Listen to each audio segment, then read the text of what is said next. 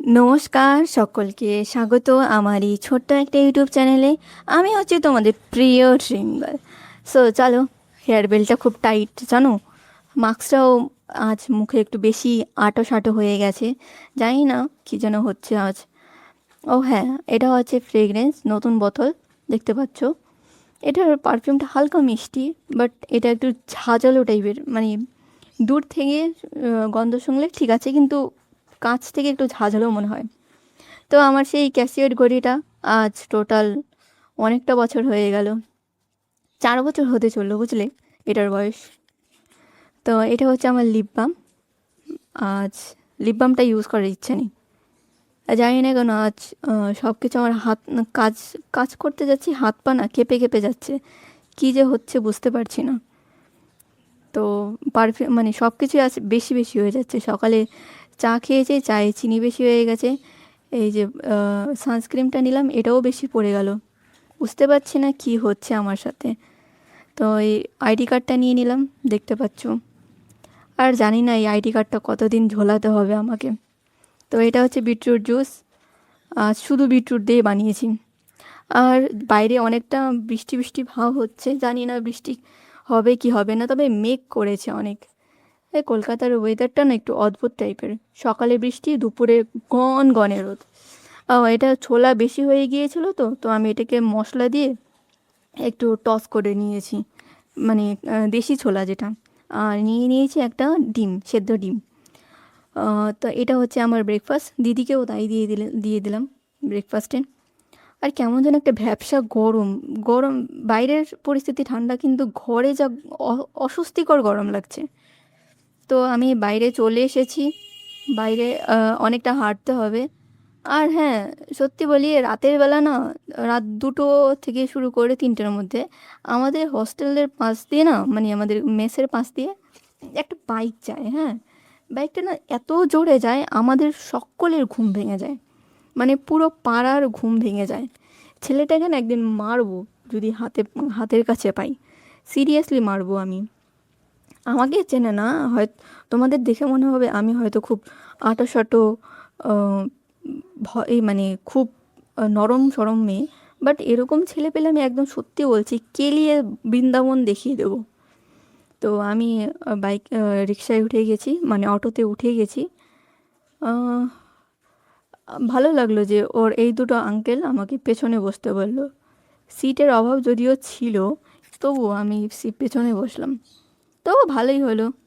তবে এখানে একটা কী জিনিস ভালো, মানে কলকাতায় এসে আমি একটা একটা জিনিস ভালো জিনিস পেলাম, যে এখানে না ছেলে মেয়ে ছেলেরা মানে ছেড়ে দেয়, সিটটা ছেড়ে দেয়। তো চলো, এসে গেছি ইনস্টিটিউট। হ্যাঁ, আজও লিফটই ব্যবহার করছি আমি।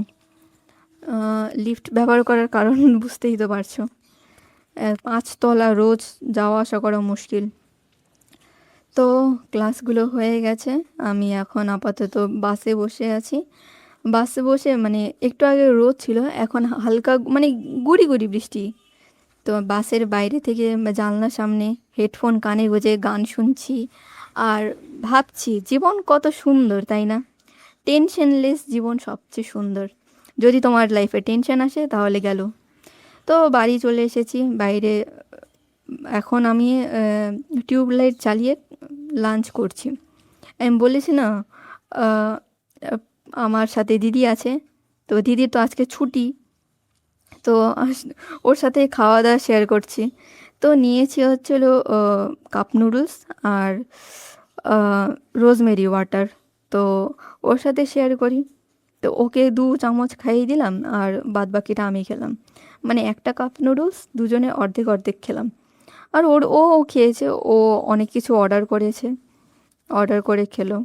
হ্যাঁ, দেখো, অ্যাডাল্ট মানির আলাদাই জিনিস, মানে যখন থেকে তুমি রোজগার করা শুরু করবে না, তখন তোমাকে পৃথিবীটা অনেক সুন্দর মনে হবে। যদি তোমাকে ধরো হিসাব না দিতে হয় কাউকে, তাহলে বা তোমার পরিবারকে টাকা না দিতে হয় ততক্ষণ। তো আরেকটা জিনিস দেখিয়ে দিই, এটা হচ্ছে আমার চশমা। হ্যাঁ, আমি এখনও ড্রেস চেঞ্জ করিনি। আমি অলওয়েজ, যদি হয় তো আমি অলওয়েজ আমার এই ড্রেসটাই ক্যারি করি। একমাত্র স্নান করার সময় আমি আমার নিজের ড্রেসগুলো বার করি। এই দেখো আমার চশমাটা, আমার মনে হয় এটা আমাকে চেঞ্জ করা উচিত, কারণ আমার মোটেও এটা ভালো লাগে না। আর এটার ফ্রেমটা অনেক পাতলা।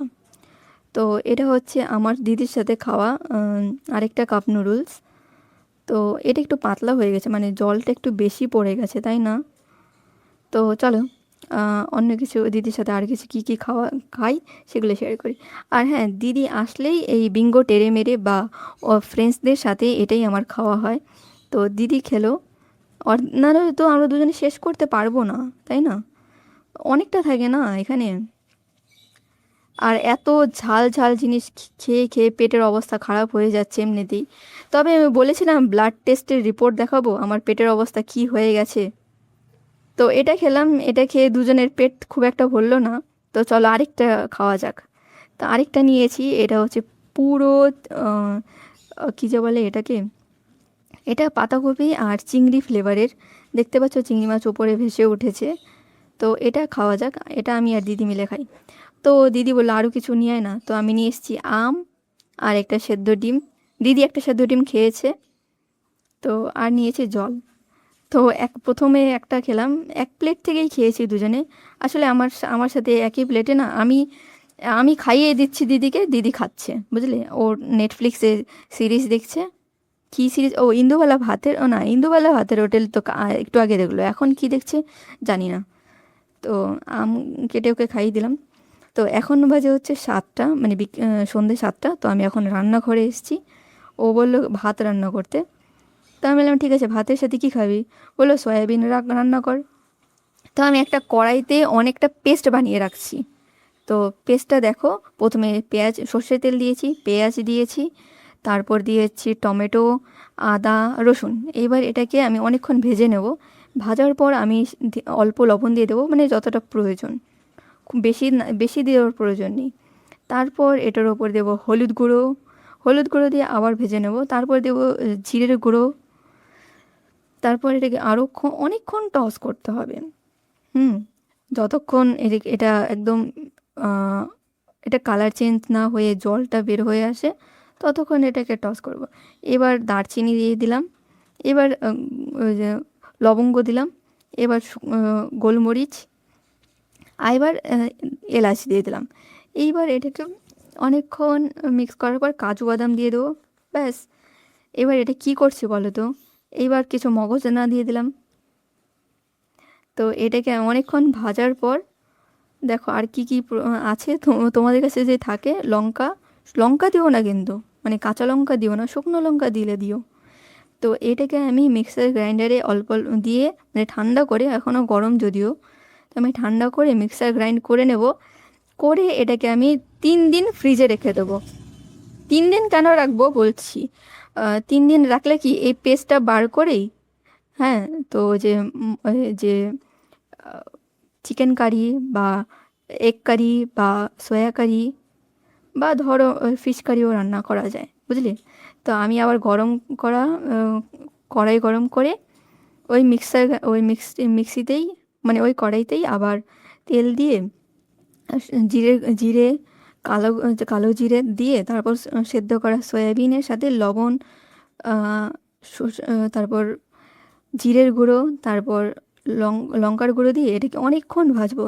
যতক্ষণ ভাজবো এখান থেকে যে সয়াবিনের কাঁচা গন্ধ যতক্ষণ না চলে যায়। তো আমি অনেকটা পেস্ট করে রেখেছি, এখানে জাস্ট কিছুটা পেস্ট দিয়ে দিলাম, কিছুটা, 2 চামচ দিলেই হয়ে যাবে। 2 থেকে 3 চামচ দেবে, ব্যাস। যেহেতু আমার দিদিই খাবে, তো আমার বেশি দেওয়ার প্রয়োজন নেই। এটা দুবেলা খাবে।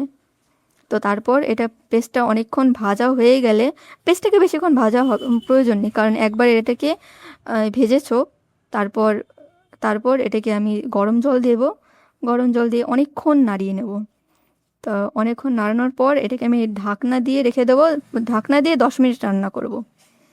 তো ওই বাদবাকি পেস্টটা আমি ঠান্ডা করে এয়ার টাইট কন্টেনারে ফ্রিজে রেখে দিলাম। 3 দিন খাওয়া যাবে। 3 দিনের বেশি ইউজ করো না, তাহলে সেখানে ফাঙ্গাস বা ব্যাকটেরিয়া অ্যাটাক করবে। তারপর এটা ঢাকনা উঠিয়ে কিছুক্ষণ নাড়িয়ে চাড়িয়ে গরম মশলা গুঁড়ো বা আর জিরের গুঁড়ো দুটোই দিয়ে দেবে, ব্যাস। তারপর এটাকে নাড়িয়ে চাড়িয়ে হয়ে গেছে প্রায়। আর 1 মিনিট নাড়িয়ে চাড়িয়ে রান্না করলেই হয়ে গেল। এটা হলো আমার সয়াবিন কারি। কেমন হয়েছে? কালারটা কিন্তু টেম্পটিং, কিন্তু আমার কিন্তু খুব করে খেতে ইচ্ছে করছিল। কিন্তু কি বলো তো, চ্যালেঞ্জ নিয়েছি, খাওয়া তো যাবে না। তো দিদিকে ভাত দিলাম আর আমি নিলাম কাপ নুডলস। আরও হ্যাঁ, ওকে একটা ডিমও ভেজে দিয়েছি। আর এটা নিচ্ছি, কাপ নুডলস নিয়েছি, আর ওই যে একটু বেঁচে ছিল কুরকুরে, ওটা খেয়ে নিলাম। আর এইটা রোজমেরি ওয়াটার আর কাপ নুডলস।